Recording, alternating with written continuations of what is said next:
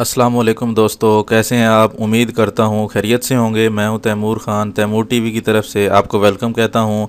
दोस्तों, आप जिस जगह मर्ज़ी अपनी फ़ोटो बनाएं, लेकिन उसके पीछे अब आप अपनी मर्ज़ी का कोई भी बैकग्राउंड लगा सकते हैं, वो भी एक क्लिक के साथ। जी हाँ दोस्तों, आज हम बैकग्राउंड चेंज करना सीखेंगे एक प्रोफेशनल सॉफ्टवेयर के ज़रिए। तो मैं बात कर रहा हूँ अडोब फोटोशॉप की। तो अडोब के बारे में तो आपने नाम सुन ही रखा होगा। अडोब फोटोशॉप अपने सिंपल इन यूज़ और टूल्स की वसी मिकदार होने की वजह से ये बहुत पॉपुलर है। जो सॉफ्टवेयर हम यूज़ कर रहे हैं वो अडोब फोटोशॉप 7.0 है। यहाँ पर दोस्तों आपने सबसे पहले एक फ्रेम लेना है जिसमें आप अपनी फ़ोटो की डायमेंशन सेट करेंगे, उसको साइज़ देंगे। तो यहाँ फाइल में जाके न्यू पे क्लिक करना है आपने, और यहाँ पे आपने रीडिंग देनी है विड्थ, इसकी हाइट और रेजोल्यूशन। तो यहाँ से आप सेलेक्ट भी कर सकते हैं। प्रीसेट साइजेस यहाँ दिए हुए हैं। यहाँ पर ये जो है वो 1280x720 है, और फोटो फ्रेम ये 4x6 का भी है, 5x7 का भी है। तो जो आप अपनी मर्जी का यहाँ से इमेज सेलेक्ट करें साइज, तो आप कर सकते हैं। मैं चूंकि यहाँ पर ये रखूंगा, और यहाँ पे आप रेजोल्यूशन अच्छा लेने के लिए यहाँ पे आप 1000 पिक्सल पर इंच कर सकते हैं,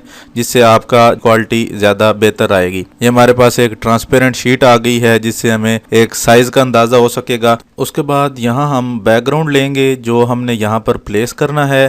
तो उसके लिए फ़ाइल और उसमें ओपन पे क्लिक करेंगे, और जिस लोकेशन पे हमने रखा हुआ है बैकग्राउंड वो सिलेक्ट करेंगे। यहाँ से ओपन करने पे यहाँ ओपन हो जाएगा। अब यहाँ से हमने इसको प्लेस करना है, क्योंकि जो इमेज हमने बैकग्राउंड का बनाया था वो एक डिफरेंट साइज का है। तो उसके लिए यहाँ पर आपने मूव टूल पे क्लिक करना है। मूव टूल पे क्लिक करके और इसको ड्रैग एंड ड्रॉप कर देना है। आप यहाँ पर ड्रैग एंड ड्रॉप करेंगे तो ये यहाँ पर आ जाएगा, और यहाँ पर ये कुछ इमेज जो है वो जूम इन हुआ है। तो मैं इसे थोड़ा सा इसको सेट करने के लिए इस इमेज को सिलेक्ट करूंगा। तो उसके लिए आपने क्या करना है, उसके लिए फ्रेंड्स आपने कंट्रोल टी प्रेस करना है। कंट्रोल टी प्रेस करने पे इमेज जो है वो सिलेक्ट हो जाएगा, और उसे आप रीसाइज कर सकते हैं।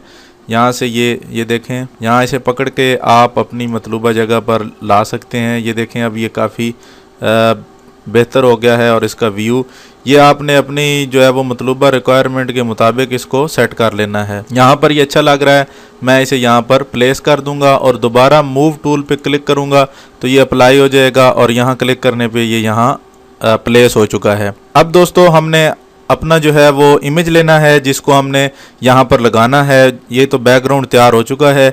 अब हम उसी तरह फाइल पे जाएंगे और ओपन करेंगे।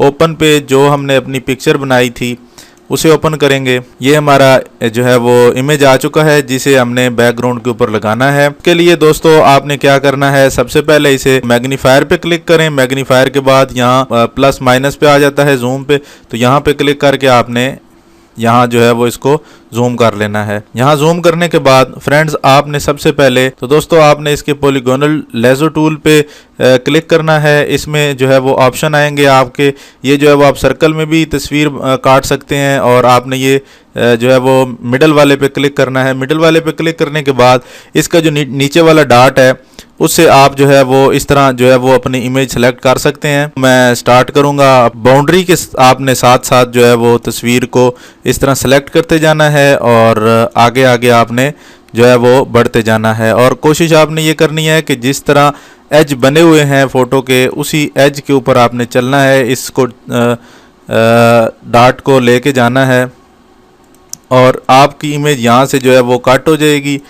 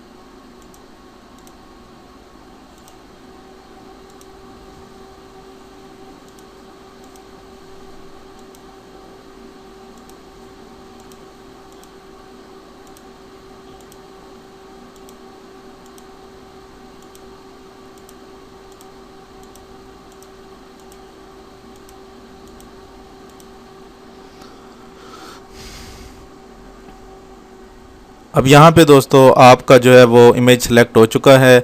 अब आपने सेलेक्ट करने के बाद इस पर राइट क्लिक करना है। राइट क्लिक करने के बाद यहाँ पे फीदर है, फीदर आपने लगा लेना है। यहाँ आप इसकी वैल्यू 2 ही रखें, मैक्सिमम 2 रखने के बाद यहाँ जो है वो ओके करेंगे तो ये इसके कुछ एज जो हैं वो कम हो जाएंगे। उसके बाद आपने इसी तरह जो है वो मूव टूल पे क्लिक करना है। मूव टूल पे क्लिक करने के बाद इसको आपने जस्ट यहाँ से उठा के ड्रैग करके यहाँ ड्रॉप कर देना है।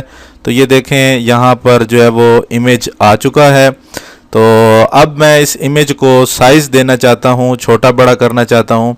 तो उसके लिए आपने क्या करना है, कंट्रोल टी आपने प्रेस करना है। कंट्रोल टी प्रेस करने के बाद आप इसको अपनी जो है वो बैकग्राउंड के लिहाज से जहाँ सूटेबल हो आप इसे जो है वो बड़ा छोटा कर सकते हैं। तो यहाँ पे जो है वो यहाँ ये सूट कर रहा है, तो इसे मैं यहाँ पे रख के इसे मैं ओके कर देता हूँ। यहाँ मूव टूल पे आप क्लिक करेंगे तो ये अप्लाई हो जाएगा।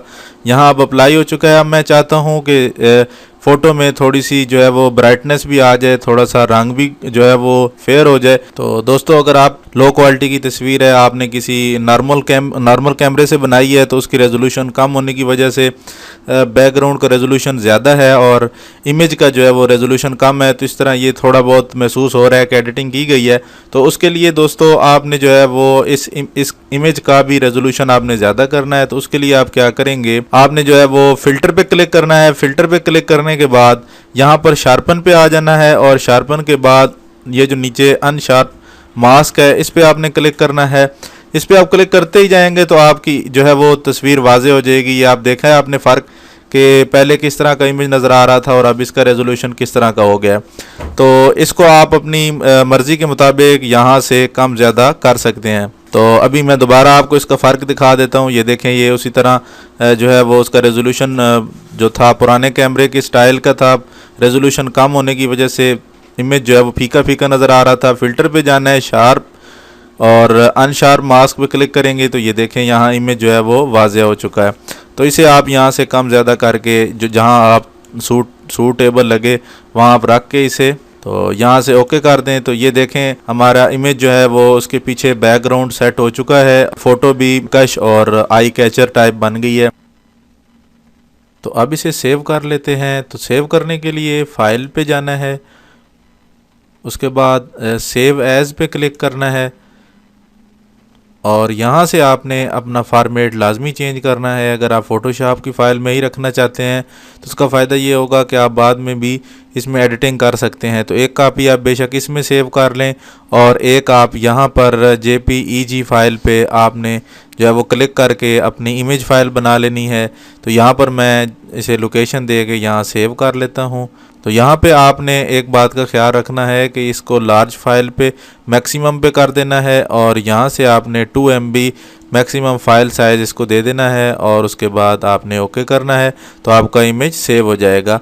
तो अभी जाके देखते हैं कि इमेज हमारा यहाँ पे सेव हुआ है तो किस तरह का नज़र आता है। ये इमेज हमने यहाँ पर सेव किया है जो बनाया है, अभी इसे हम देखते हैं ओपन करके। इस तरह आप अपने बाकी तस्वीरें वगैरह जहाँ कहीं भी आप बनाते हैं उन्हें आप उनके पीछे बैकग्राउंड लगा सकते हैं। दोस्तों जो दोस्त हमारे नए आए हैं उनसे हमारी रिक्वेस्ट है कि चैनल को सब्सक्राइब कर दें, वीडियो को लाइक ज़रूर करें। उम्मीद है दोस्तों आपको वीडियो पसंद आई होगी। एक नई वीडियो के साथ दोबारा हाजिर होंगे। अपना बहुत सा ख्याल रखिएगा। Thanks for watching. अल्लाह हाफिज़।